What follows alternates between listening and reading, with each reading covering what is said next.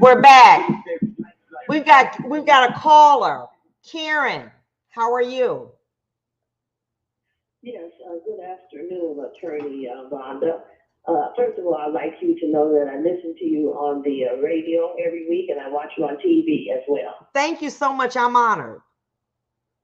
Yes, okay. I was calling to say that I agree with everything that you're telling the ladies. And I'm a few years older than you, but I'm old school, just like you. And what I want to say is I have a master's in social work. And I used to think that I might, meet my husband going to dances or even down at Wayne State. And out of all the guys that I met and the ones I dated, they didn't turn out to be husband material. So one day I was walking in, back at the time it was Farmer Jack, and I walked right up on who is my husband now, right on the job, and well, he's retired now, but he was a meat cutter for Okay, Kroger. okay. Farmer Jack Kroger, okay? Because after Farmer Jack left, Kroger took him on, okay? And last week, October 1st, we will have been married for 34 years. That's what I'm talking about. But wait a minute. But here's the situation, and I love this. And see, I want you to stay on with me for a minute. You did not allow your degree to define the type of men that you would be attracted to. You didn't say, oh, you have to have a master's or a PhD or a business owner. You knew that the man that would have uh, be marriage material may have been a person that may not have been in a type of in academia as yourself. When you say that you were looking for, they were not marriage material, tell the ladies what was your criteria. Because see, she's done what y'all want to do. Okay, she done it. What did you look for? What were things that you said were deal breakers that a man had to possess in order to be with you?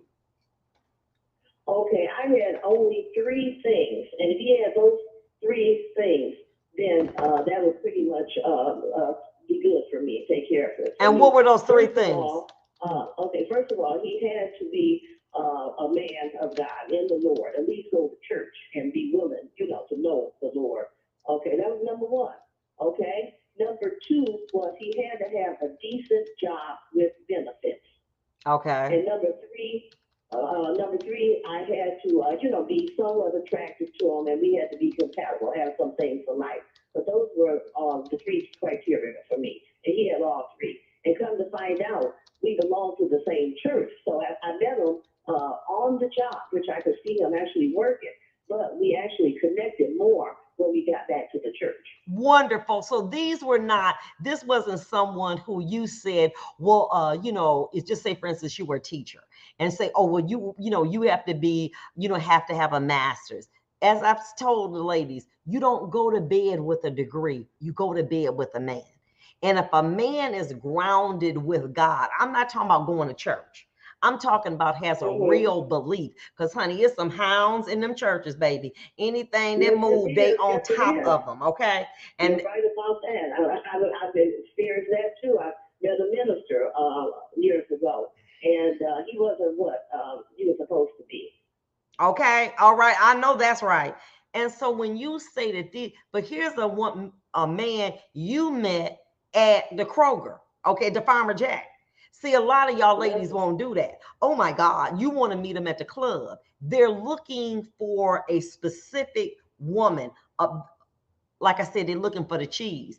You went to where this man worked. You were able to see him, and you were able to say, got a good job, because we knew that was a good job. Worked every day. Yeah. You got talking a little bit. Loved the Lord, and he was decent on the eye. But those were things that you said opposed to, what's your credit score? Are you in academia? Do you own your own business? When you start going after, and I call those men the whales, men that make over six figures and above, those men are not going to be satisfied with one woman.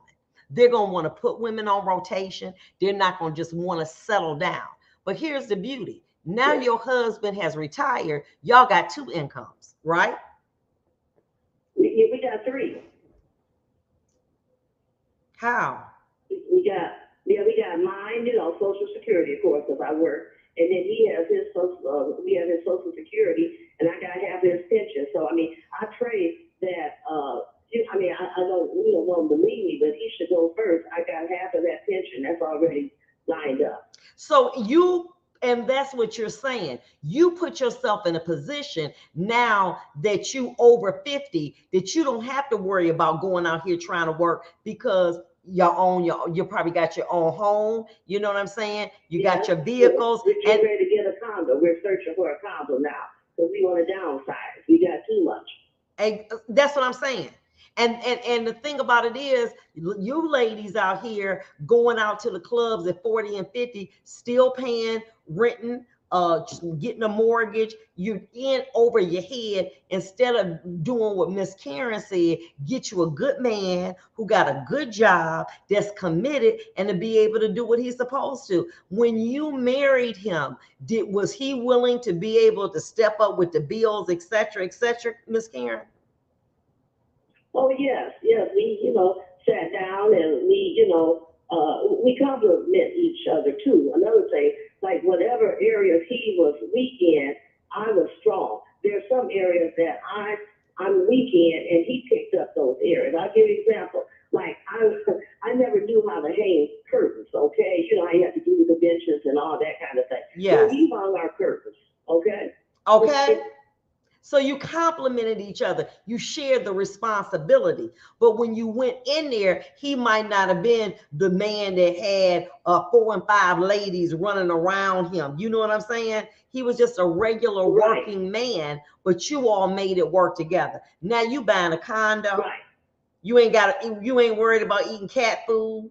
You got your bills paid, and you got and you got health insurance.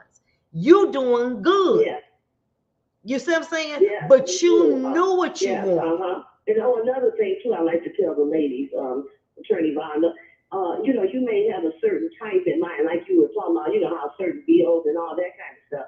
Okay. Well, I just knew that I would end up with a dark-skinned black man. You know how they say the tall, dark, and yes. So, okay. Well, my husband, he's appealing to me. I think he's handsome, but he is light-skinned, Vonda.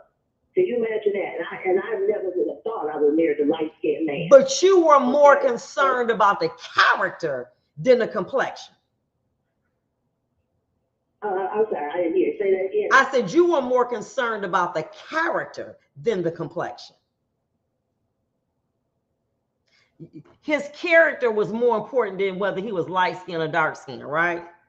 That's right. Well, I thought that I wanted a dark-skinned man all the time. That's what I'm saying. But when I saw him at Farmer Jack, and he was light, I was attracted to him, and that's not normally what I would be attracted to. So I'm trying to tell the ladies, it's not always what you think you want. That might not be what's good for you.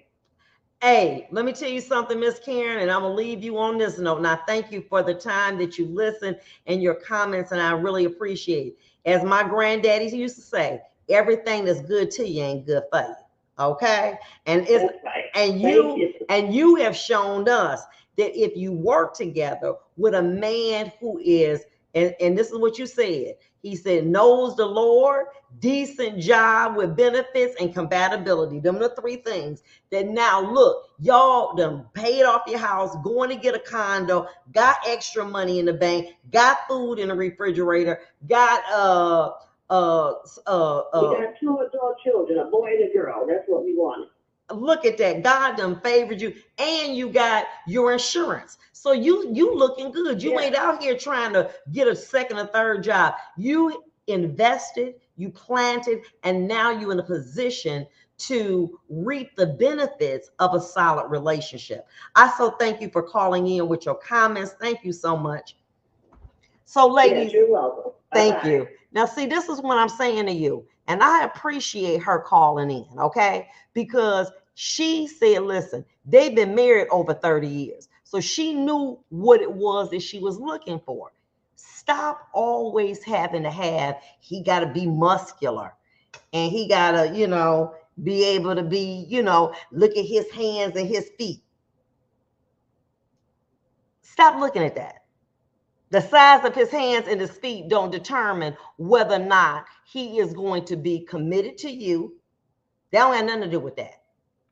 Whether he got a stable job, but look at his hand and his feet. I don't give a damn about his hands and feet, baby. Let me tell you something. As long as he got some, he got a little nub. I don't care about that. And that's the problem. Y'all looking at the wrong areas. And when you start to look at what's really important, is this man got character? The kind of man that will get up in the middle of the night to make sure that your car is brushed off and clean, so that when you go to work, it's gas in your car is cleaned off, and that he got you. That if your tire go out, he baby, just call me. We don't need to roll.